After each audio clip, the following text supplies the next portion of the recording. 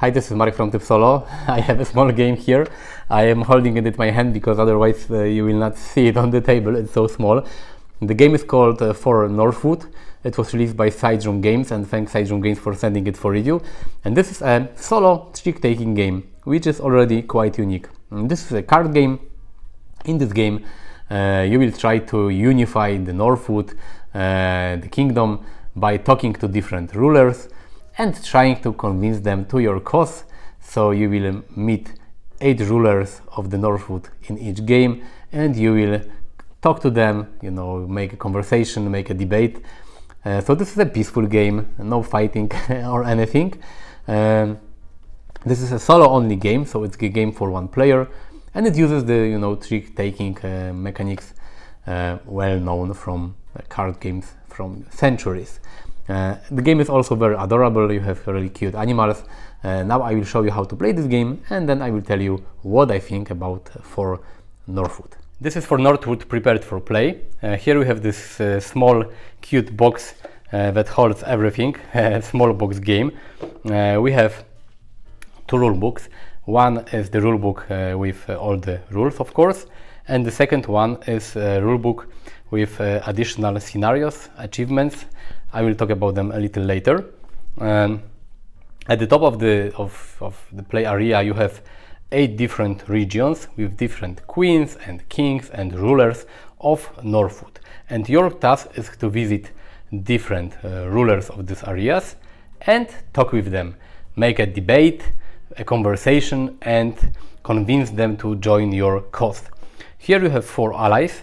At the start of the game, this is the, you can say, tutorial game from the rulebook, so they suggest using these 4 cards as your allies. But in the, let's say, more advanced variant of the game, you have additional cards with additional kings and queens and ladies and princes, and you can randomly choose 8 to go here and 4 to use as your allies. So this adds a lot of replayability because you have different, a lot of different cards that you can use instead of this introductory setup that is suggested in the rulebook. So here we have 4 allies. These are cards that you will be able to use in a specific debate when you visit a specific ruler, and they give you additional abilities. Like here, draw 2 cards, then discard 2 cards. And for example, this one says that discard all cards that match the current ruler's suit. So they give you like one-time abilities. You can use them more times in the game, but only once in a visit in a specific part of the kingdom.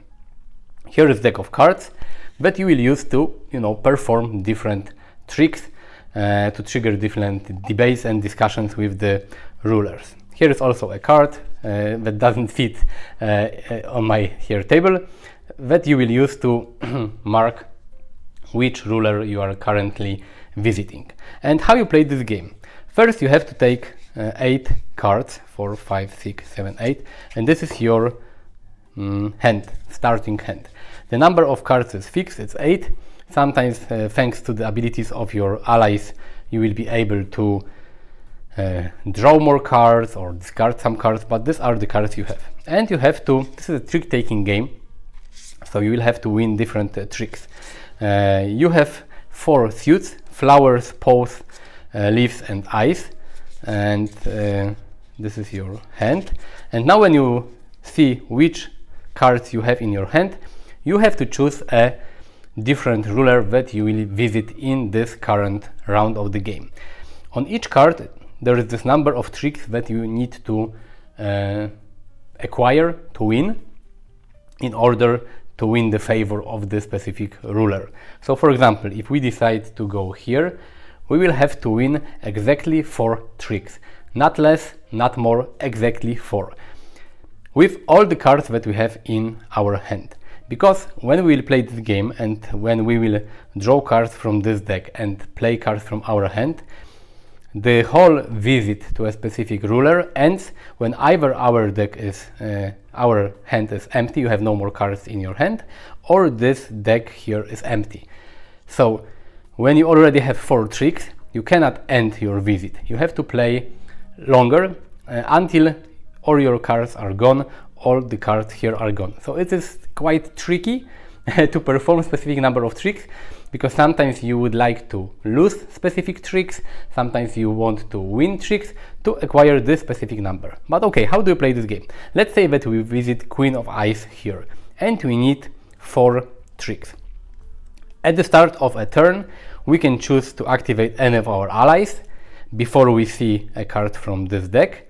Let's say we don't, so we take the top card from this deck, and it is 7 leaf. Because I have a card with the same suit, because this are leaves here and leaves here, and I have higher value, I have won this trick. And this is the deck, this is discard pile, and this is the, you can say, victory pile. I will put this card here, so I already have won 1 trick. If you don't know how trick-taking games work, it works like this, that when you have a card here, you have to follow the suit of this card. You have to place a card from your hand with the same suit. If your card has higher value, you win the trick. If your card has lower value, you lose the trick.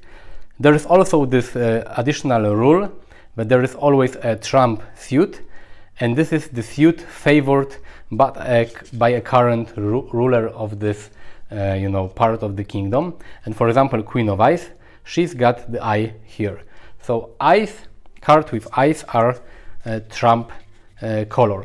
And trump color means that if this ruler will not play a card in the favored suit and you have the trump suit in your hand, you can win. I will show you. For example, now we play 1, I have 4, I will win again. And for example, now I want to draw 2 cards, then discard 2 cards. Let's say I will draw 2 cards. I have this card, I can discard something, I will discard these 2, and we now take another card. It's 4. I will play for example, my 7. Because it's higher, I have won this trick. Another card, it's 2. Let's say that I will play my 5. And now I have exactly 4 tricks here. If the round will end, if the whole debate will end now, I will win the favor, with this ruler. But I have to continue because I have still 4 cards left. Here is 1. I need to play the same suit. I played 2, and I have 5 tricks. I needed 4, so I will lose. But for example, if I had, let's take some more cards. Let's say the situation is like this. Okay, I have this card here, and I don't have the cards here. Let's say they are somewhere here. I want to show you how the trump suit works. So for example, this is the situation. The ruler played 1 with paw, and I don't have any paws. I can play any card, but if I play the trump suit, the suit favored by the Queen of Ice, I will win this trick as well. Because if I play other card, like 5 here, other suit that doesn't follow this one, I will lose the trick. But if I play a trump suit, I will win it. So I play, for example, 2, and this 2 wins this trick because this is the trump color. As you can see, each ruler they have different favored suit. You have 2 rulers with paw, 2 rulers with leaves, 2 rulers with ice, and 2 rulers with flowers. So this is how the game plays, how it continues. If you manage to win the whole debate, when you have spent all the cards from your hand, and you have exactly the number of tricks here, you will move the ruler down like this, and it means that you have won in this section of the wood. Here you can see that you have a number of stars. It's 1 star for this card, but for example, if you manage to win here, it's 4 stars. And you have to play 8, you can say, rounds in this game, 8 different debates, and you have to win at least 16 points in order to win this game. After a debate is over, you unexhaust your used allies. You have to shuffle all the cards back into one deck. Then you have to take 8 new cards, and you can continue this game. You have to look at your cards, you have to think where you have chances to win, how many tricks you can win. Then you can choose another ruler, and the game continues. The cool part is that if you have won with one or more rulers of the Northwood and they are waiting here, you can use their abilities instead of one of your allies. So for example, if my next round I would like to go to the Queen of Leaves here, I could choose the Queen of Ice as my substitute ally. I can cover one of the allies that I have here, and I can use this ruler for this particular debate with other ruler here.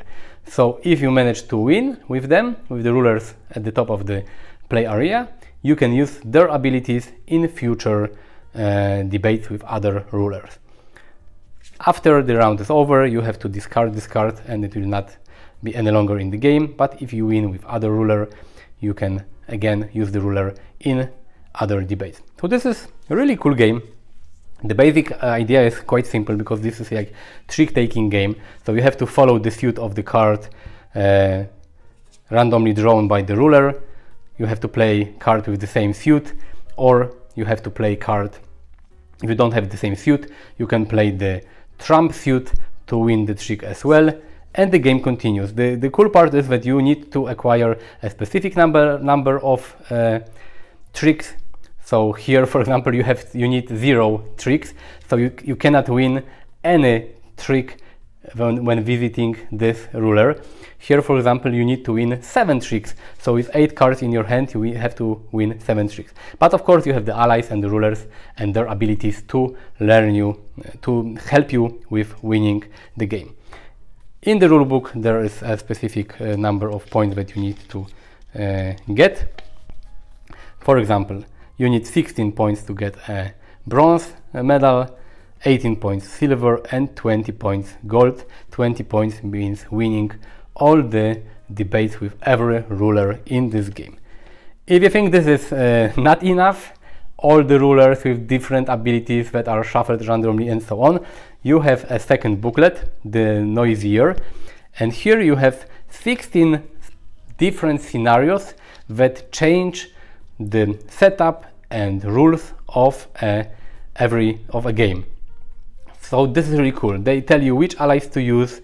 There are some special rules, some challenge rules that make the scenario even more complicated, and there are 16 of them. So this is really cool, like you can say mini campaign with 16 games that you can play with these cards here, but each scenario gives you some special rules, special setup rules to make the game even more interesting. So this is how you play for Northwood. Let's go to summary. This is a very charming game, and it's really cute. This is a word that comes to my mind when I talk about it. You have all the animals, the rule book, everything is very calm, relaxing, and peaceful, just like the game. I really like the idea that you have to you can conquer or win in favor of other rulers, but not by fighting with them, but by making conversations. And as you have seen, the rules are quite simple. If you have played any trick-taking game, you will know how to play this game straight away. The cool new thing is that each ruler has got a special power. Also, your allies, the 4 allies you start the game with, they also have special powers, and you have to use the powers of all the allies and rulers that you manage to convince to your cause in your favor to win the tricks. The cool thing also is that in each part of the kingdom you have to score specific number of tricks, but you have to use but you have to use all your cards. So the game is not only about winning tricks, but also about losing sometimes, because there are, for example, parts of the kingdoms where with your 8 cards in your hand you cannot win any trick. It's really cool, and I like the idea that a trick-taking game can be played solo. This is quite unique. There is, I think, a lot of content here. You have a lot of rulers. They are, randomly chosen each time you play the game. You have a, you can say, introductory variant in the rule book, but you also have more advanced variant where you randomize the allies you play with. You have rulers with more advanced powers. The gameplay is really fast, like 20 minutes probably per game, 20-30 minutes. Also, a really cool thing is that you get the second rulebook with all the scenarios. You have 16, you can say, scenarios, and each of them changes the setup, changes the rules, and also adds additional challenge if you want to have a more complex game. So apart from the basic replayability, where you have different rulers with different powers, you also have a mini campaign, you can say, where you have 16 different scenarios. Really cool idea. It's a small box. It's easy to take with you on a trip or anywhere. Throw it in your backpack and play everywhere. The production quality is perfect. You have only cards, but all the cards are PVC cards, so they are very durable, like made from plastic. You don't have to worry about sleeving the cards. You don't have to worry about playing them, in a restaurant or on a beach in the summer holidays, because you can, even if the cards will go dirty, you can wash them. There's a lot of shuffling in this game because you have to shuffle the basic deck each time you visit a specific ruler in the kingdom. So thanks to making the cards PVC, you don't have to use any sleeves. You can shuffle the cards and nothing will happen to them. Really cool, really charm small game. I think it's right now my favorite small box game, thanks to all the options it has. I haven't played the classic card games and trick-taking games since my childhood, so I'm really it was like a sentimental journey for me to again use some classic card mechanics in a modern game. So if you like solo games, you have to play it. If you like charming games with cute animals, you have to play it. If you like classic card games, if you like trick-taking games, again, you should really try it. It's not expensive, it's well produced and really fun to play. I will leave link to Side Room Games website in the description of this video. Thank you for watching. Click the like button if you like the video. Subscribe to my channel. Visit me on Facebook, Twitter and Instagram. Thanks for watching. See you next time. Bye.